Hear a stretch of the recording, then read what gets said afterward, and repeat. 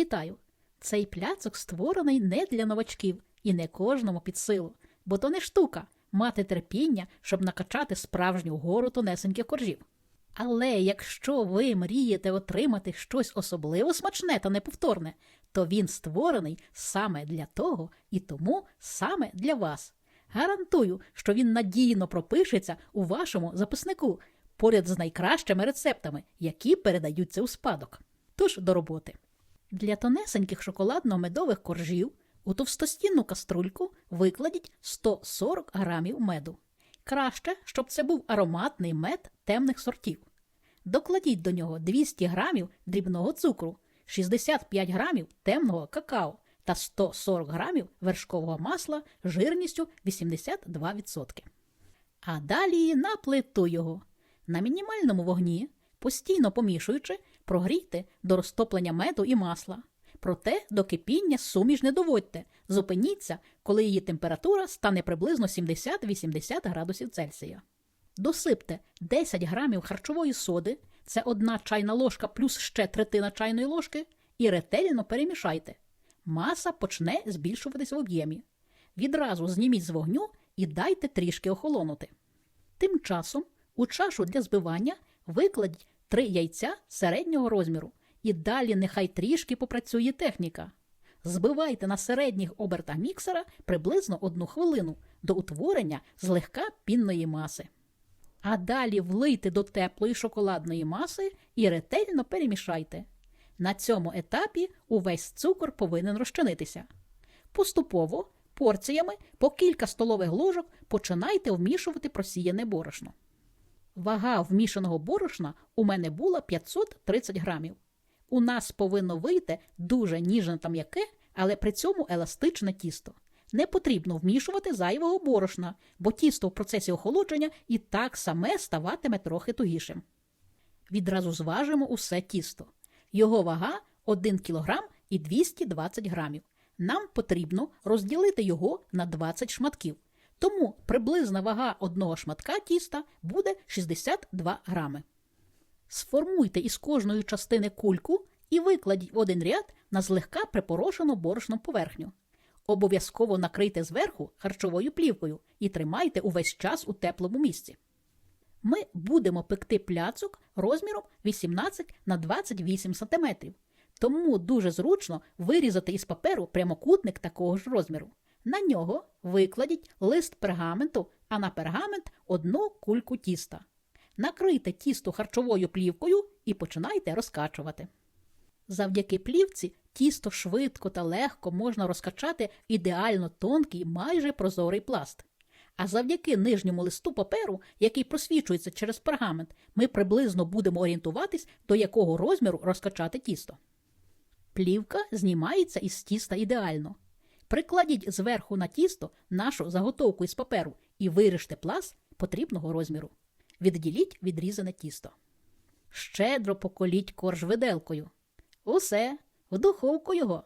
Випікайте на середньому рівні духовки в режимі верх-низ без конвекції за температури 180 градусів Цельсія приблизно 4 хвилини до готовності.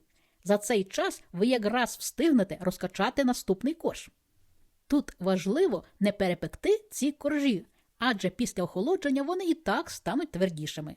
Коржі виходять тоненькими і дуже ніжними. Вони значно ніжніші, ніж традиційні коржі на Спартак, які готуються з додаванням у тісто молока. Аналогічно спечіть усі 20 коржів.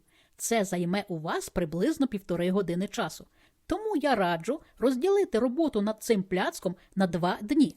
В перший день спечіть шоколадно-медовий і сирний коржі, а на другий день перекладіть коржі завареним кремом.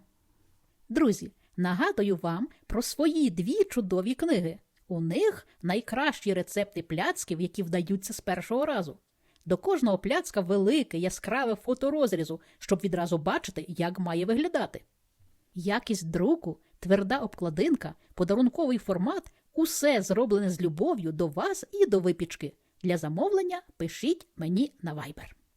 Для сирного коржа у миску викладіть 400 грамів смачного, жирного, краще домашнього кисломолочного сиру, 3 яйця середнього розміру, 150 грамів сметани жирністю 20%, 100 грамів цукру, 20 грамів ванільного цукру та 45 грамів кукурудзяного крохмалю.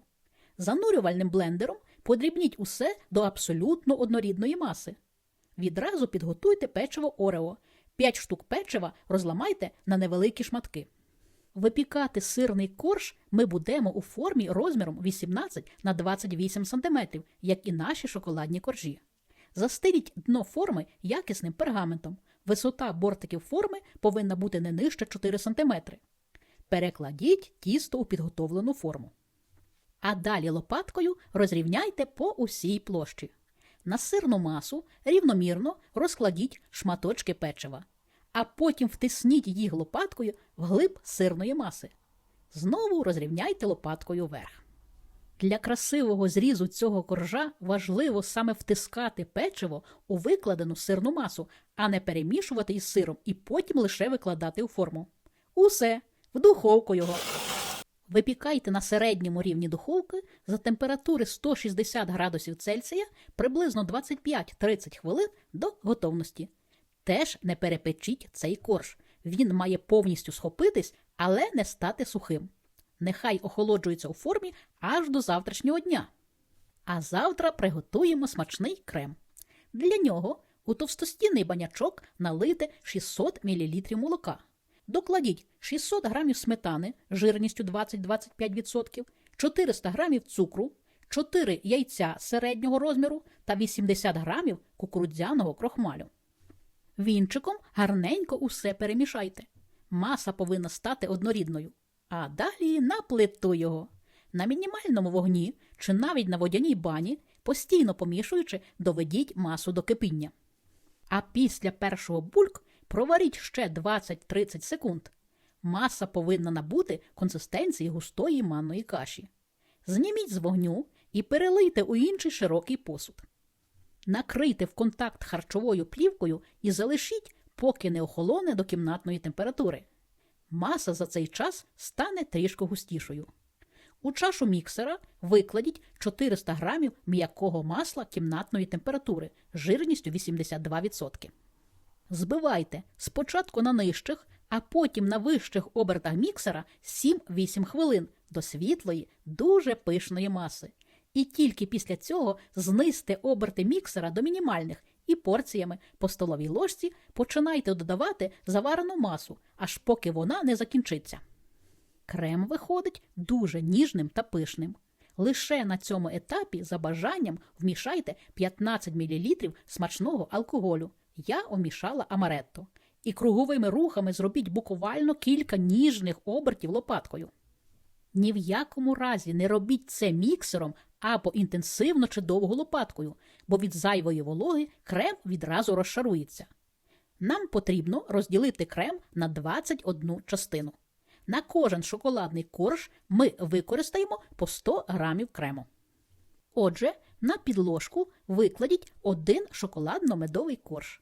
На нього одну частину крему. Рівномірно розподіліть крем по усій площі. На крем другий корж. Злегка притисніть його долонею до крему, вважаючи при цьому, щоб він під натиском долоні не поламався. Продовжуйте чергувати коржі і крем, аж поки не використаєте 10 коржів. 10-й корж змастіть товстішим шаром крему вагою приблизно 130 грамів. На нього викладіть сирний корж. Сирний корж теж змастіть товстішим шаром крему вагою приблизно 130 грамів. І далі знову чергуйте шоколадні коржі і по 100 грамів крему між ними, аж поки не закінчаться решту 10 коржів. Загорніть усю конструкцію у харчову плівку, зверху викладіть вантаж вагою приблизно 2 кг і залишіть за кімнатної температури на 2 години. А потім не забудьте перекласти у холодильник ще на 8-10 годин. А також своєю щедрою рукою поставити мені вподобайку і написати гарний коментар, як і я щедро ділюся з вами своїми знаннями і уміннями. А ось і наш красень. Верхній корж я змастила шоколадною глазур'ю і посипала крихтами печива. Для глазурі розтопила 90 грамів чорного шоколаду і 30 грамів вершкового масла. поки змастила залишками крему і посипала крихтами печива Орео. Вага нашого богатиря чималенька, майже 4 кілограми, висота 8 сантиметрів. Ну що, глянемо, чи добре наш пляцок нарізається і чи красивий на зрізі. Що тут казати, це справжнісінька краса і смакота. 20 тонесеньких шоколадно-медових коржів чудово поєднуються із заварним молочно-сметанковим кремом. Вдало розрахована товщина білого крему ефектно контрастує із шоколадними коржами такої ж товщини. Крему тут в сам раз, саме стільки, скільки і потрібно, щоб пляцок був ніжним та соковитим.